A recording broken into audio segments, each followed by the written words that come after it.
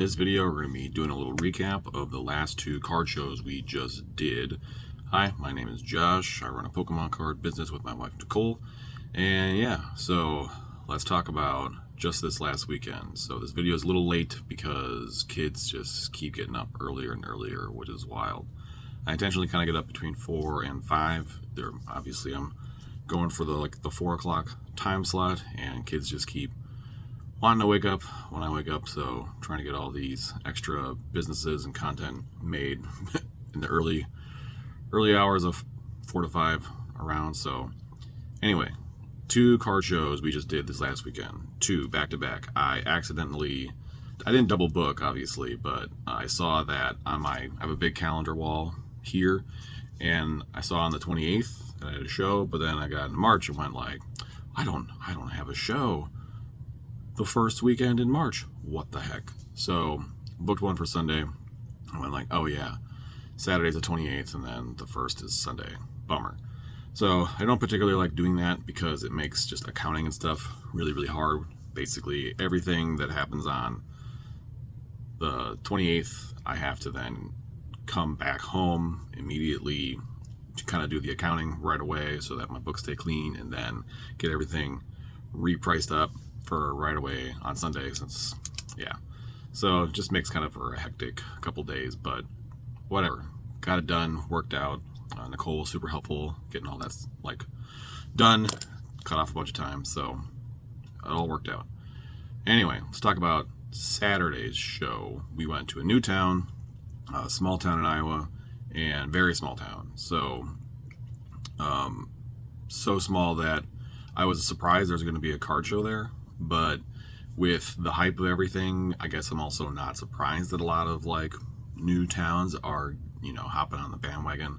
So it was in a very retro, we'll say, skating rink that shared a parking lot, chunky gravel parking lot, with the local racetrack, and which I've grown up in towns like that before. I've gone to tractor pulls and all that jazz.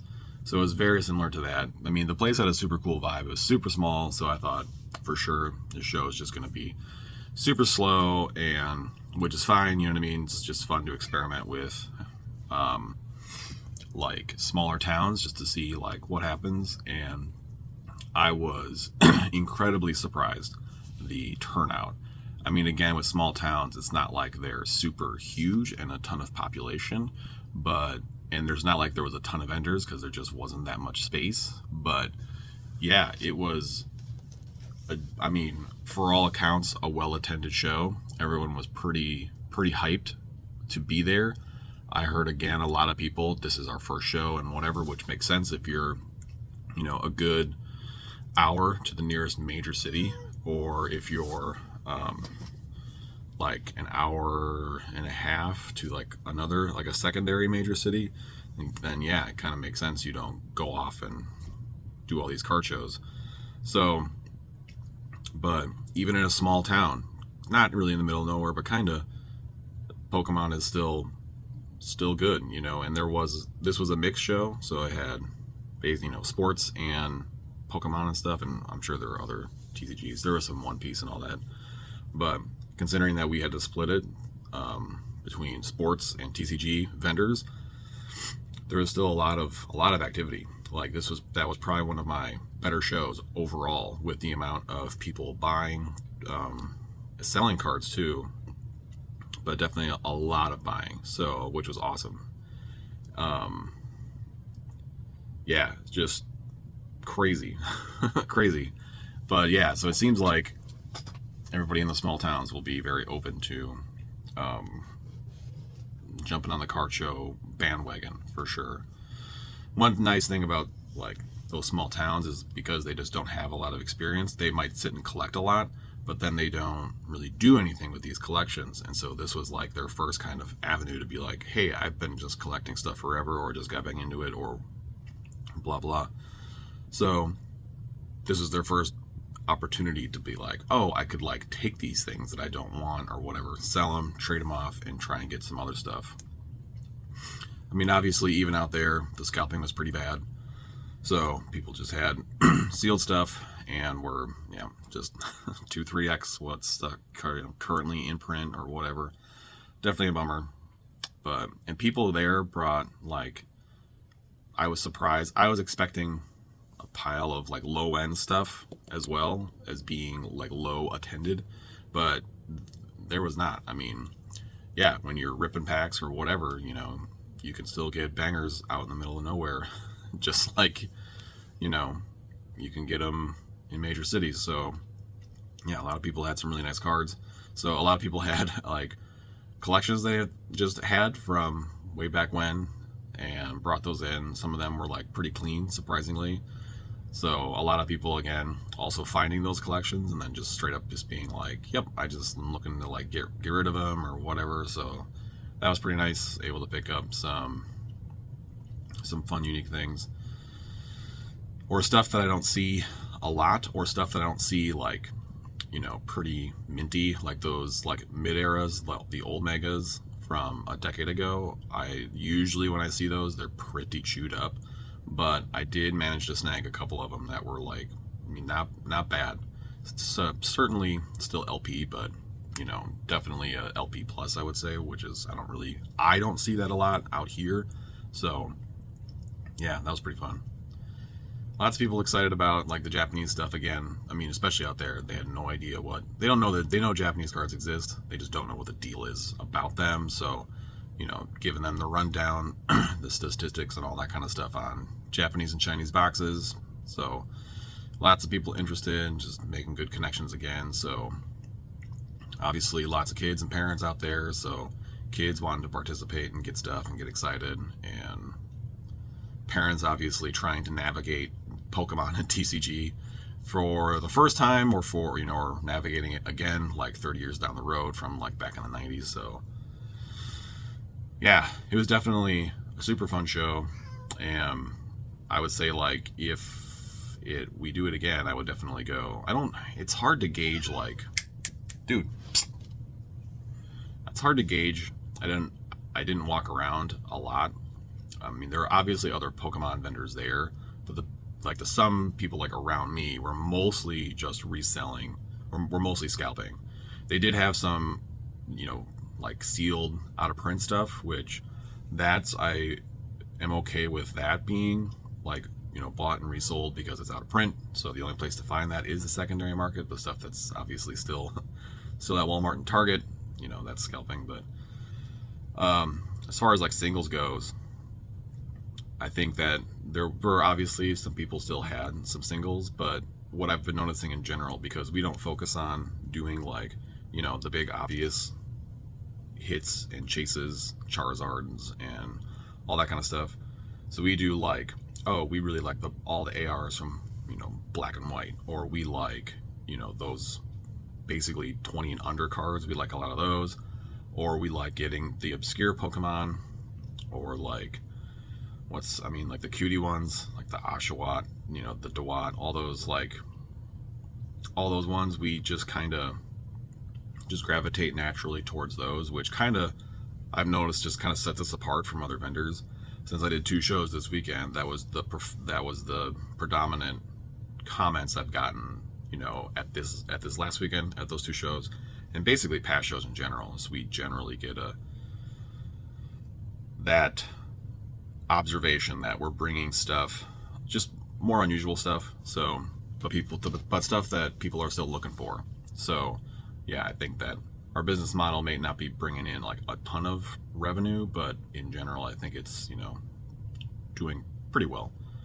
So, yeah, I mean, if there's another show in that small town, I think I would go back. It was a bit of a drive, which is definitely a bummer, but bringing and just participating and accessing folk that aren't willing to go to major cities, bring in those, whatever our flavor of Pokemon cards, plus all of the boxes and stuff. And I went in pretty light on sealed stuff.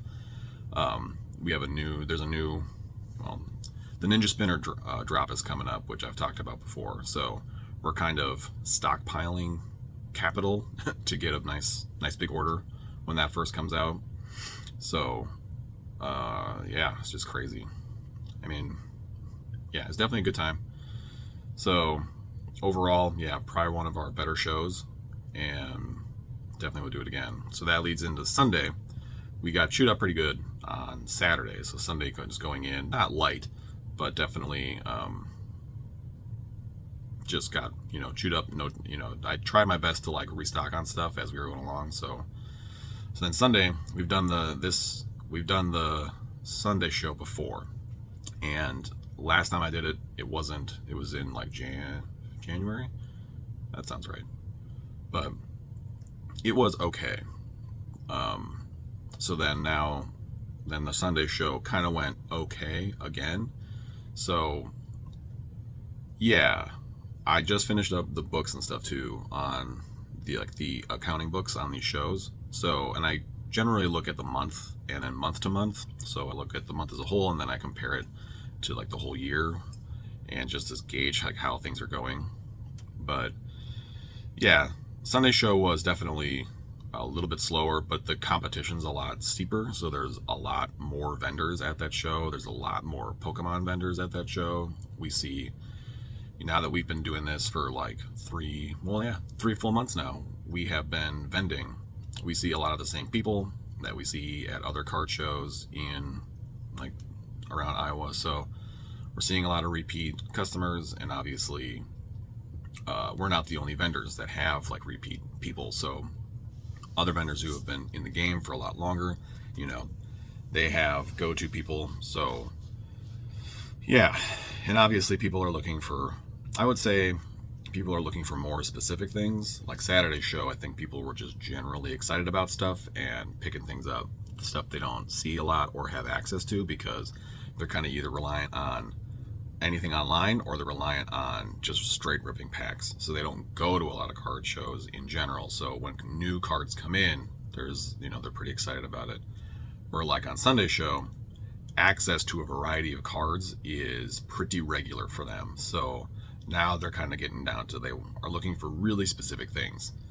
So, and if we don't have those things, we're kind of just out of luck.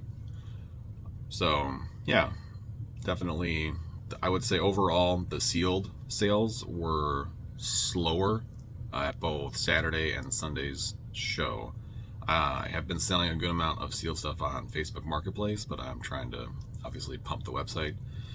But yeah, I think again with Ascended dropping, that kind of didn't tank our sealed sales. Like I still sold stuff, but yeah, with Ascended dropping, everyone's kind of chasing that at the moment and trying to navigate the scalpers and paying 2-3x on MSRP. So is what it is.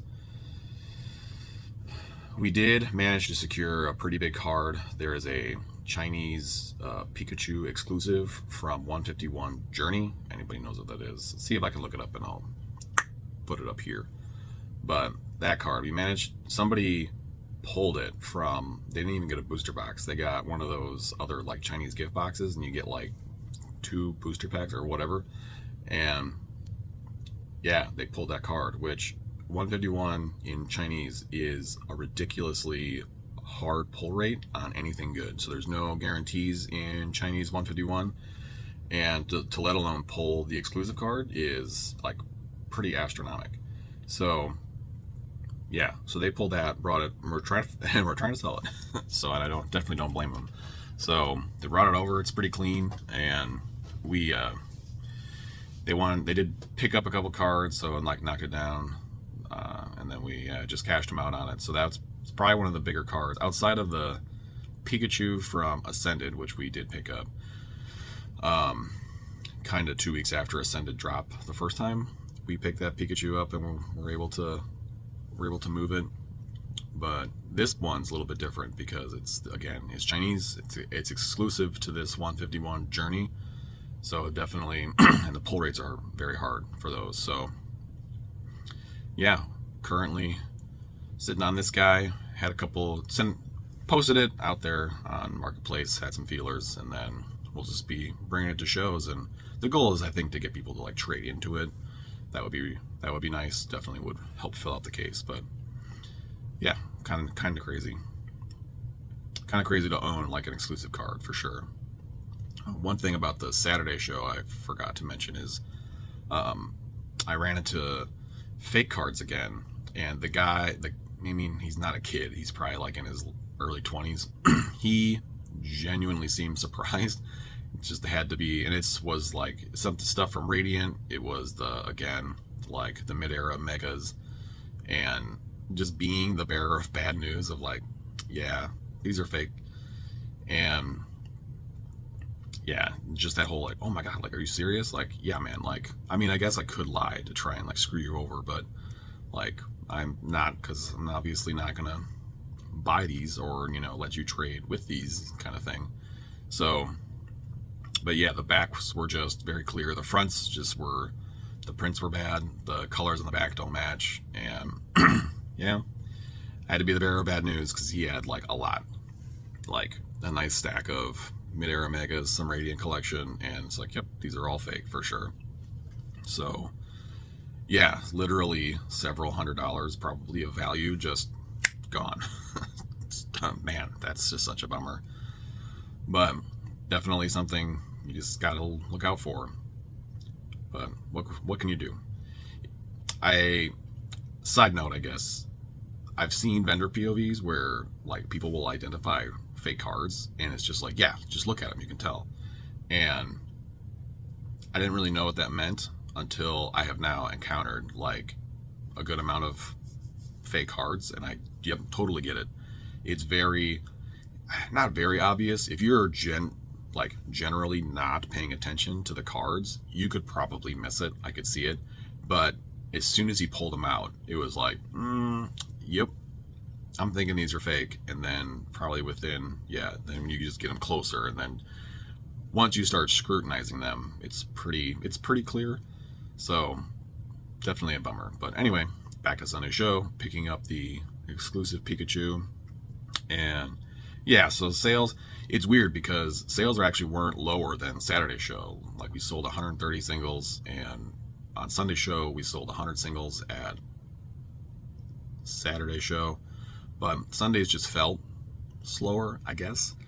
So we did do some buying, but less buying than a lower amount of cards we bought at Sunday show. But we obviously paid more because we bought that big Pika, and we bought some other like higher stuff, which literally over this last weekend, 151 shot up. So all like the singles and stuff like shot up. Like I had to reprice some of the SARs, like the Blastoise and stuff. Like, I priced it on Friday, and then I had to reprice it after Saturday, and then I had to reprice it then on Sunday to just catch up with like the market just shooting up. So that was crazy. And we have other like 151 now too, that we bought at that show that I was just like, I can't believe these are the prices on these things. So yeah, if you're wanting to master set like 151, now's definitely the time to pick them up before they continue to shoot up. Crazy. So yeah, Nicole was able to come along as well to Sunday show, it's always super nice. She's able to engage, especially when I'm getting bogged down in, a multi-card trade or buy. I'm comping stuff. She's still able to keep things rolling. She's getting more and more confident and comfortable doing that. So yeah, definitely super, super helpful to have that. I constantly somebody else being able to engage or help, drive, whatever. So super, super nice. And then she actually managed to find, she was looking for one of those Sylveons from the alt arts from Evolving Skies. She managed to find one, and we were able to pick that up, taking some of the new stuff we got on Saturday, the mid-era stuff, and we were able to work that into a trade for her Sylveon. So yeah, super exciting. Yeah, it was just kind of pretty standard show, I guess. Nothing too, besides that Pikachu, like nothing too crazy. Just running into other people who are master setting some fun things. There's a guy who just picks up every Miltank he can find. He's got a whole Miltank binder. It's all like very tastefully organized as well. Like he's got like some of the Pokemon like breeders, they look like ranchers. He's got like that in there, and it's all like curated and stuff. Like it's super cool. That's the kind of stuff like you love to kind of like see. And like now, like anytime I see a Miltank card, I'm buying it because, or I'm trading or whatever, I'm gonna pick it up because if I ever see this guy again, which we probably will, like I just want to have all the Miltanks for this guy. There is also a guy that we have seen multiple times who's just collecting every single slack off AR. So that one where he's like laying in the field. Let's see if I can put it up here. So he buys every single one he finds. Doesn't matter the language. He just buys every single one, and he's just packing a binder full of these things. So that, and I recall this guy. I couldn't recall from like where in the shows that we've done that I've run into him. Like I'm pretty sure it's around in our usual Iowa shows that I've seen this guy. And sure enough, he came through on Sunday, and then it's that I'm like, oh, I'm pretty sure this is the slack off guy. So I'm like, oh, like, you guys like picking up stuff, and he's just like, I'm looking for slack offs. I'm like, I got one. I got one for you, my man, because every time I see one, I pick one up because I know you're coming. So yeah, definitely fun to have like those repeat people coming through. We had more repeat people on Saturday, which I was super surprised about. There's a couple that's picks up a lot of Japanese boxes from us, and we saw them on Saturday. So yeah, just keep on trucking with these vending shows. People get to know us, they like us, they want to pick up stuff from us, and yeah, it seems to be working out. So got a new show coming up on Sunday, so we're just doing the one this upcoming weekend, but new show, new city, so we'll see how that goes. Nicole's able to come along as well for this one because it's a decent drive away, and I'm thinking it'll be pretty busy, so we will see how it goes. But it's also our anniversary, so we'll be spending our anniversary vending Pokemon cards together, which should be super fun. We both have fun, at least. So I guess maybe more fun than like going to some restaurant, I guess, in town. So yeah, that's how you really know you're a Pokemon nerd, is when your anniversary becomes, oh, let's go vend cards together. So yeah, thanks everybody for watching. If you want to check out our Chinese Japanese booster boxes, I got new stuff coming in today, including Gem 4. So if you guys haven't picked up Gem 4, I'll have that on the site. And we also are doing our pre-order for Ninja Spinner, so if you guys are looking to pick that up, we got that on the site as well. So monstermonstudio.com if you want to check it out. We appreciate it. Thanks again, guys.